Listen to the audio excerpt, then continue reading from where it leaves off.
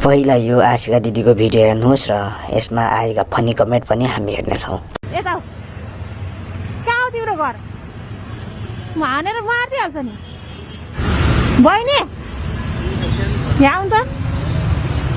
चिन्नुभयो मलाई? हो ल चिन्नु भएछ। यो उही त रोडमा गएर बिचमा बस्दो रहेछ कि। यसलाई चाहिँ यसो खानेकुरा दिएर तपाईँले राख्नु है।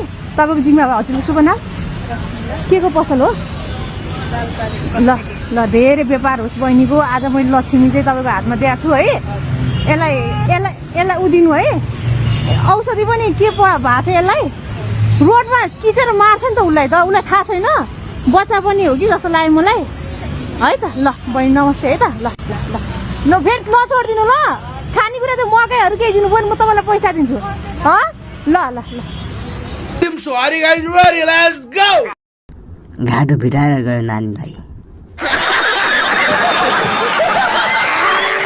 बीचबाट मुद्न खोज्दो रहेछ यो परेवा। चरा बोल्दैन हो लाठी, कहाँ तिम्रो घर रे? दिदी हिजो पुलमुनि मुतिरहेको थियो मैले देखेको। दिदी हिजो दाजुले पुलमुनि मुतिरहेको थियो। दिदी हाम्रो जिल्लातिर पनि आउनु पर्यो, हिजो केटाहरू पुलमुनि मुतिरहेको थिए।